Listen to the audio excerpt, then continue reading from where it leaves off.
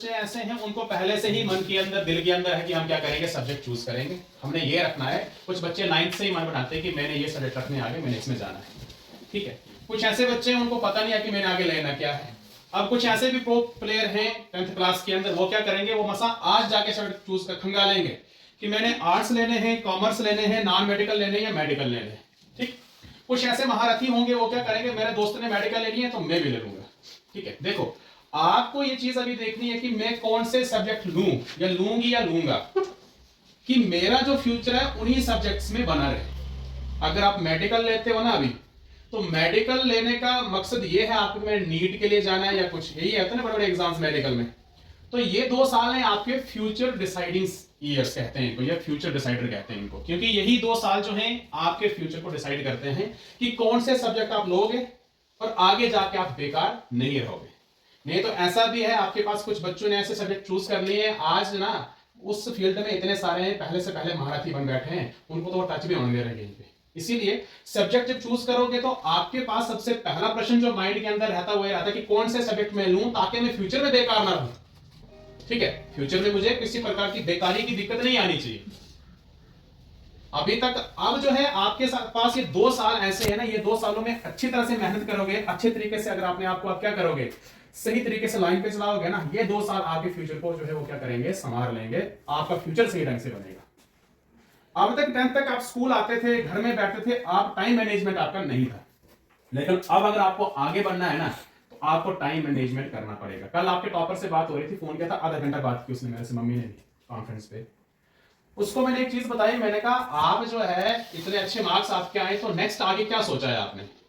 तो सबसे पहला पॉइंट उसने बताया कि सर टाइम मैनेजमेंट करना पड़ेगा, मुझे टाइम मैनेजमेंट करना। टाइम मैनेजमेंट मतलब कि इन 2 सालों के अंदर इस तरह से मेहनत करनी है। हाँ, मैंने कहता हूं कि टोटली बुकवर्म बनो, बुकवर्म बन के भी कुछ हासिल नहीं होता है, इसीलिए थोड़ा हंसना खेलना भी है, थोड़ा एंजॉयमेंट भी जरूरी है। स्टडी के साथ एंजॉय नहीं करोगे तो आपकी स्टडी सही ढंग से नहीं चलेगी, इसलिए एंजॉयमेंट भी जरूरी है, ठीक है। टोटली बुकवर्म बन के भी दिक्कत है, और जो बच्चे टोटली बुकवर्म बनते सीरियस हो जाते हैं, कहीं एग्जाम में अगर थोड़े नंबर ऊपर नीचे हो गए ना, डिप्रेशन के शिकार हो जाते हैं, ठीक है। इसलिए पढ़ाई को पढ़ो आप, लेकिन बिल्कुल हंसी मजाक के तरीके से, बिल्कुल अच्छे तरीके से हंस खेल के। अगर आप सीरियस होकर पढ़ोगे तो पढ़ाई कुछ बच्चों को बर्डन लग जाती है। इसलिए आपको ये चीज ध्यान देनी है कि आपका सबसे बड़ा प्लस पॉइंट ये है कि आपको 10th में थोड़ा सा बूस्टअप मिला है कि नहीं, हमारी जो एक्सपेक्टेशन है ठीक थी, हम इतने से जो जितने मार्क्स से हम पास हुए, अब नेक्स्ट में हम आगे जाके थोड़ी और मेहनत करेंगे। और दूसरी बात, अगर आपको मेहनत करनी है, अगर आपको कंपटीशन लड़ना है ना, सहपाठी के साथ मत लड़ो, क्लास के बच्चे के साथ मत लड़ो आप कंपटीशन की, नहीं हमारा जो टॉपर इतने परसेंट है, मेरे इतने, इसको मैंने पीछे छोड़ना। वो एक नेगेटिविटी क्रिएट करता है आपके माइंड के अंदर, समझ गए। नेगेटिविटी, नेगेटिव माहौल क्रिएट होता है माइंड के अंदर, इसके ज्यादा इसको छोड़ना नहीं। इस बार नेगेटिव माहौल मत क्रिएट करो। अगर कंपटीशन रखना है अपने साथ रखो। मेरे को 10th में अगर 97% आए, मैं 11th में 98 ले लूंगी, उससे क्या होगा ना, आपकी प्रोग्रेस बढ़ेगी, ठीक है। प्रोग्रेस आपकी बढ़ेगी किस तरीके से कि आप खुद से जब कंपटीशन रखोगे क्लास के हिसाब से कि इस क्लास में मुझे इतने आए, नेक्स्ट क्लास में मैंने इतने लेने हैं, ठीक है। बाकी अच्छा रहा रिजल्ट आपका, बहुत बहुत बधाई एक बार फिर से आपको। और मुझे यकीन था इस बार की पोजीशंस डिसीजन आ गई हमारे यहाँ से, मैंने पहले बता के किया था। तो थोड़ा सा फिर भी रहता है कि नहीं, मैं नंबरों पे विश्वास करता नहीं हूँ, सबसे बड़ी बात, ठीक। क्योंकि इस रास्ते से होकर आया हूँ मैं। कल भी मुझे बहुत सारे पेरेंट है, क्रिश के पापा बोल रहे थे नंबर कम आए, तो मैंने उनको एक ही बात बताई, मैंने कहा मेरी बात का बुरा मत मानना, एक चीज बता रहा हूँ मैं, नंबर मैटर नहीं करते हैं, मैटर करता है कि आपने क्लास के अंदर सीखा क्या, नॉलेज जो आपने गेन किया उसको इंप्लीमेंट कैसे किया पेपर के अंदर। रट्टा मार के कुछ नहीं होगा, घोटे से नहीं चलता है काम। जब नॉलेज से लिखोगे ना अपने क्वेश्चन आंसर, जैसे मैं लास्ट टाइम आपको भी बता रहा था, आपको मेरे फेसबुक पे वो वीडियो मिलेगी, क्या कुछ बताया मैंने, उसमें टिप्स बताए मैंने। अगर रट्टा मारोगे ना तो दिक्कत आ जाएगी। नॉलेज से लिखोगे, उससे क्या होगा, आपके माइंड के अंदर ना नए नए आइडियाज को बिल्ड या क्रिएट होने की कैपेसिटी जो है वो बनती है। इसलिए रट्टे पे नहीं जाना है और नंबर्स के पीछे नहीं भागना है। नॉलेज के पीछे भागोगे ना, नंबर ऑटोमेटिकली आएंगे, लेकिन हम भागते हैं नंबरों के पीछे। गाइड को मान बैठते हैं क्या, गॉड। गाइड को क्या मान बैठते हैं, गॉड। हल्की गाइड का मतलब क्या होता है, रास्ता दिखाने वाला, लेकिन चाहिए तो एमबीडी और नरेंद्र। एमबीडी चाहिए, छोटे छोटे क्वेश्चन होते हैं, बिकॉज वो क्या है, गाइड, वो आपको रास्ता बता रहा है, क्वेश्चन का आंसर ऐसे करना आपने, पर हम उसको भगवान मान रहे हैं, यही हमारे नैया पार लगा देगा एग्जाम में, ठीक है। तो अच्छे तरीके से कर रही है, अभी आपको बहुत सुनहरा मौका है। बाकी कहीं पर भी, तो अभी मेरे पास है, आप लोग कहीं पर भी यही दिक्कत आएगी, कोई भी स्ट्रीम ले लो आप, किसी भी फील्ड में जाओ कहीं पे 24/7 आई एम अवेलेबल। ये नहीं सोचना कि मेरे हाथ से निकल के उधर जा रहे हो, ठीक है। I am already and always available आप लोगों के लिए 24/7। रात के 12 बजे फोन करोगे ना, सर यहाँ समस्या आ रही है, सुलझा दो, सुलझाऊंगा, ठीक है। क्योंकि दिल खुश होता है जब आपने इतने अच्छे मार्क्स लाए हैं, आप अच्छे तरीके से मेरे लिए जो इतना बड़ा गिफ्ट हमारे लिए लेके आए हो आप पास होकर, तो हमारा भी तो फर्ज बनता है। टीचर कभी भी पीछे नहीं हटता है, टीचर हमेशा 10 कदम आगे चलेगा। फर्क कितना टीचर की उम्मीदों पे खरा उतरना है ना। नहीं तो ऐसे लोग भी देखे हैं जो एक बार रिजल्ट निकल जाता है उसके बाद साइड से ऐसे कट मार के भाग जाते हैं। तो खैर उस वक्त भी टीचर का कुछ नहीं बिगड़ता है। टीचर का यही काम है कि जब तक बच्चे उसके पास से अच्छी तरीके से गाइड करना, अच्छी तरीके से पढ़ाना। अब आज अब आप जो मिठाई के डब्बे लेके आओ, आप पास निकलो, मुझे उसी टाइम मिठाई पहुंच गई थी कि हाँ पहले, अब कल को आप इनकी जगह पे आओगे, है ना, तो हल्की बधाइयां किसको मिल रही हैं? आपको। खुश कौन हो रहा है?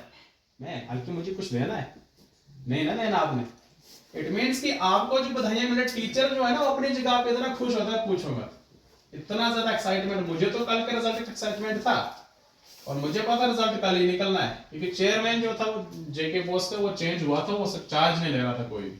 रिजल्ट बना था, सिर्फ खाली इसको जो है आगे वेरीफाई करके तो आगे भेजना था साइड पे। तो जैसे कल परसों जो है कल के पहले दिन ज्वाइनिंग की तो कल रिजल्ट निकल गया। अब 10th वाला का निकल गया तो 12th वाले भी थे कुछ, और 12th में अच्छे मार्क्स आए बच्चों के, बहुत अच्छे अच्छे मार्क्स आए।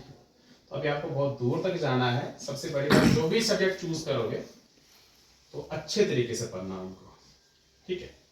किसी के बहकावे में नहीं आना कि नहीं मैंने आर्ट्स लेने में आर्ट्स में जा रही हूँ, अच्छा मैंने भी आर्ट्स ही लेने, मेरी सहेली जा रही है, नहीं। हो सकता है उसका फ्यूचर आर्ट्स में हो सकता है, हो सकता है आपका ना हो, तो घर की फ्रेंड के पीछे आपके फ्यूचर की हो जाएगी। सब्जेक्ट चूज करते वक्त ना घर वालों की सुननी है, ना सहेलियों की, दोस्तों की, क्योंकि पढ़ना किसने है? आप लोगों ने। ना दोस्त ने पढ़ना आपके लिए, ना घर वालों ने पढ़ना है। इसलिए जो आपका दिल कहेगा उसकी सुननी है वहां पर, कि हाँ मुझे चलाने हैं, मैंने आगे चलना है। आर्ट्स की तरफ जाओगे फिर जाओ आप जेके पीएस के लिए, और जाओ कहीं आपके पास जेकेएस के लिए, जाओ कहीं आईएएस के लिए।